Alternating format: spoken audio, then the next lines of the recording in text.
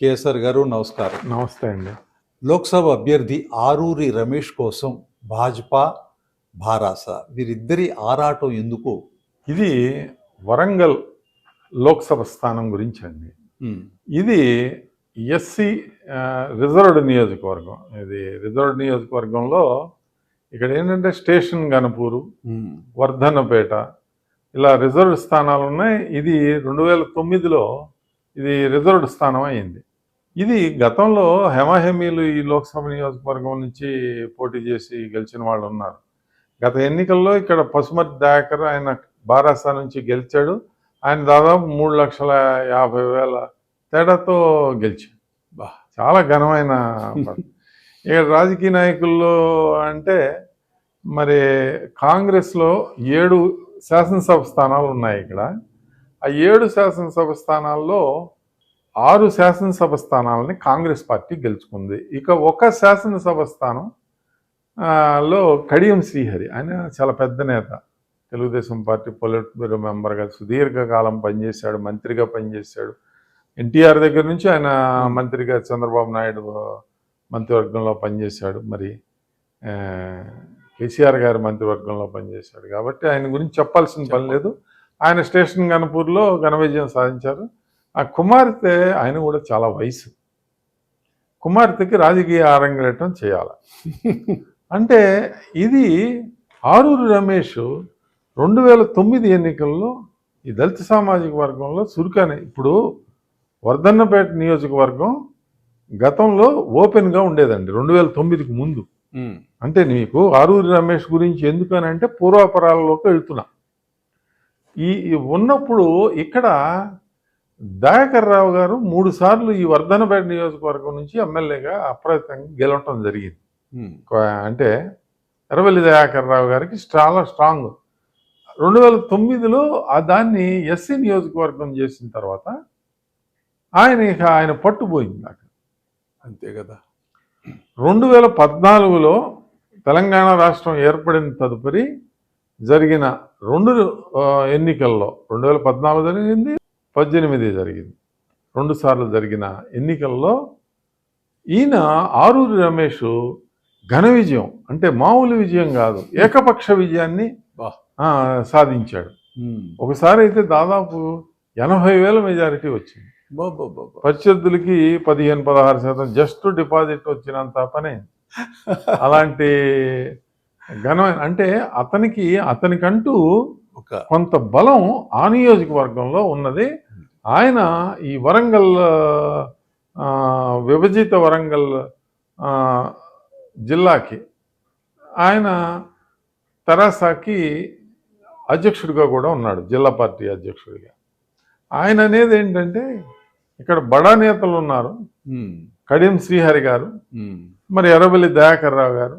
అంటే వాళ్ళిద్దరూ చాలా 2 టాల్ లీడర్స్ అయిపోయారు, ఎర్రవెల్లి దయాకర్ రావు గారు, కడియం శ్రీహరి గారు.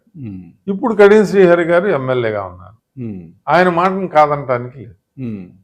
ఈయన ఓడిపోయారు నాగరాజ్ చేతిలో. అంటే అంత ఘన విజయాలు సాధించిన తర్వాత కాంగ్రెస్ పార్టీ హవాలో మరి వర్ధన్నపేటలో ఈయన ఓడిపోవటం జరిగింది. ఆరూరి రమేష్ దాదాపు 10-18,000 ఓట్ల తేడాతో ఓడిపోయారు. అక్కడ బీజేపీ అభ్యర్థికి 13,000 ఓట్లు వస్తాయి. అయినా కూడా ఇప్పుడు ఆయన బీజేపీలోకి వెళ్ళినా అక్కడ పోలైన ఓట్లు బీజేపీకి 13,000 పెద్ద లేదు, ప్రాముఖ్యత ఏమి లేదు. ఆ బీజేపీ ఈయన బలం 2 కలిపినా కూడా అక్కడ మెజారిటీ వచ్చే పరిస్థితి లేదు. ఎందుకంటే కాంగ్రెస్కి 18,000 మెజారిటీ వచ్చింది, అక్కడ బీజేపీకి 13,000 మెజారిటీ వచ్చింది. ఈయన దాదాపు చాలా డిఫరెన్స్లో ఉన్న. అయినా కానీ పార్లమెంటరీ స్థాయిలో మిగతా నియోజకవర్గాల్లో గణనీయంగా భారాసా నుంచి ఫిరాయింపులు జరిగింది కాంగ్రెస్లోకి. 6 శాసనసభ స్థానాల్లో కాంగ్రెస్ బలంగా ఉంది. ఎందుకంటే ఎమాహిమిల్ గండ్ర సత్యనారాయణరావు, మరి ఎర్రవెల్లి దయాకర్ రావు గారి మీద గెలిచిన యశస్విని రెడ్డి, అట్లా కాంగ్రెస్లో కూడా చాలా హెమాహిమీలు అక్కడ గెలవటం జరిగింది. వరంగల్ ఈస్టు, వరంగల్ వెస్టు, పాలకుర్తి, ఇలా చాలా నియోజకవర్గాల్లో అందుకని ముందు ఆయన అనే అభ్యర్థిగా చేద్దాం, దయాకర్ గారు కాకుండా ఆయన్ని ఆరూరి రమేష్ గారిని అభ్యర్థి చేద్దాము అని చెప్పి పార్టీ ఆలోచించింది భారత్. తర్వాత కడియం శ్రీహరి గారు కాంగ్రెస్లోకి వెళ్తారు అనే వార్తలు వచ్చినాయి. ఎందుకనంటే ఆయన చాలా సీనియర్ లీడర్. ఇక కడియం శ్రీహరి గారు ఎందుకనంటే మరి వీళ్ళంతా గతంలో రేవంత్ రెడ్డి గారు అంతా కలిసి పనిచేశారు కదా. కడియం శ్రీహరి గారు వీళ్ళంతా కలిసే పనిచేసిన దాఖలాలు ఉన్నాయి కదా. ఎర్రబెల్లి దయాకర్ వీళ్ళంతా కూడా తెలుగుదేశం పార్టీలో కలిసి పనిచేసిన ఒకప్పుడు. ఏది ఏమైనా అక్కడ ఆరూరి రమేష్ గారు ఒక క్యాండిడేట్గా కావాలి. ఎవరికి కావాలి? కాంగ్రెస్కి కాదు, భారాసాకు, భాజపాకు అసలు స్థానమే లేదు. కాబట్టి భాజపాకు అదృష్టంగా భావించవచ్చు. ఎందుకంటే కేంద్రంలో అధికారంలో రావటం ఖాయమైన పరిస్థితులలో పోటీ చేస్తే భారాసా తరఫున ఒక గణనీయమైన సంఖ్యలో ఓట్లు తెచ్చుకుంటే భారాసా అధినాయకత్వం గుర్తించి కేంద్రంలో ఏదైనా లబ్ధి పొందే పదవుల్లో వచ్చే అవకాశాలు ఆరూరి రమేష్ గారికి ఉంటాయి.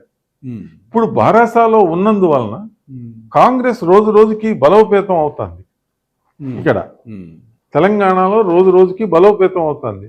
భారాసాకు అవకాశాలే లేవు. కనీసం ఈ 4 సంవత్సరాల పాటు కార్యకర్తల్ని కాపాడుకోవటం కోసం ఆయన ఒక సరైన నిర్ణయం భాజపాలోకి వెళ్ళటానికి నిర్ణయం తీసుకున్నారు. ఇది ఎవరు చెప్పనవసరం లేదండి. ఇది సింపుల్ లాజిక్. భారాసాకు వెళితే ఆయన కార్యకర్తలకు ఏదో ఒక చిన్న పని, కేంద్రంలో అధికారంలో ఉన్నారు కదా అని చెప్పి లోకల్ అధికారులతో కూడా పనులు చేయించుకోవచ్చు. చిన్న చిన్న పనులు. అంటే కాంగ్రెస్తో డి అంటే డిని ఢీ కొట్టి చేసే పనులు కాకపోయినా కొన్ని పనులు వీళ్ళకి అవుతాయి, కేంద్రంలో అధికారంలో ఉంటారు కాబట్టి. అందుకని ఒక రకమైన ఘనమైన పోటీ ఇవ్వటం కోసం వెళ్తున్నాడు. అక్కడ భాజపాకు తరఫున ఘనమైన పోటీ. వరంగల్ ఈస్టు వెస్టుల్లో భాజపా బలంగా ఉందండి. అలా కొన్ని నియోజకవర్గాల్లో భాజపా బలంగా ఉంది. కాకపోతే గెలిచే అంత స్థాయిలో లేదు. ఓకే, భారాసా సంపూర్ణంగా వీక్ అయిపోయి మొత్తం అంతా కూడా ఎక్సోడస్ లాగా భాజపాకు వస్తే తప్పకుండా భాజపా ఆ వరంగల్ ఎస్సీ రిజర్వ్ నియోజకవర్గంలో కూడా సెకండ్ ప్లేస్ రావచ్చు. అలా సెకండ్ ప్లేస్ సాధించుకుంటే డెఫినెట్గా కేంద్ర నాయకత్వం ఎన్నో పదవులు ఉంటాయండి భాజపాలో. అలాంటి పదవుల్లో కొన్ని పదవుల్లో ఆరూరి రమేష్ గారికి కూడా అవకాశం ఇవ్వచ్చు. ఎందుకంటే బంగారు లక్ష్మణ్ గారి తర్వాత ఎస్సీ సామాజిక వర్గంలో బలమైన నేతగా ఎవరు బాగా పెద్దవాళ్ళు ఎదగలేరు. ఈ సిటీ నుంచి బంగారు లక్ష్మణ్ గారే జాతీయ స్థాయిలో పెద్ద నాయకుడిగా ఎదిగాడు. తర్వాత ఎస్టీ సామాజిక వర్గంలో సోయం బాపురావు గారు ఆయన స్వశక్తితోటి ఆదిలాబాదులో గెలవటం జరిగింది. ఇది ఇప్పుడు కాంగ్రెస్లోకి ఎక్సోడస్ ఇప్పుడు బాగా ఎక్కువగా జరుగుతుంది. కాబట్టి మరి దాన్ని తట్టుకోవాలి అని అంటే భారత గత్యంతరం లేదు. అందుకనే వాళ్ళని బతుకులాడటం జరిగింది. ఆయన లాభం లేదు అంటే రెండు పక్కల ఇప్పుడు భారత నాయకత్వానికి కొంచెం టైట్ సిచ్యువేషన్ పెట్టారు. ఎవరో కడియం శ్రీహరి గారు కానీ మరి ఆరూరి రమేష్ గారు కానీ ఏదర్ యూ ఆర్నే ఆయనన్నది తెలుసుకోండి, అన్నది. ఈయనేమో సిట్టింగ్ ఎమ్మెల్యే కడియం శ్రీహరి గారు. అందుకని కడియం శ్రీహరి గారి అమ్మాయి కావ్యకి ఆ టికెట్ కన్ఫర్మ్ చేశారు, అనౌన్స్ చేశారు కేసీఆర్ గారు. దీంతో ఆరూరి రమేష్ గారికి వేడక తప్పలేదు. బారాసాని వీడి ఇంకా భాజపాలో ఈరోజు అమిత్ షా గారి నేతృత్వంలో మరి కేంద్ర నాయకుల దగ్గర చేరుతున్నారు.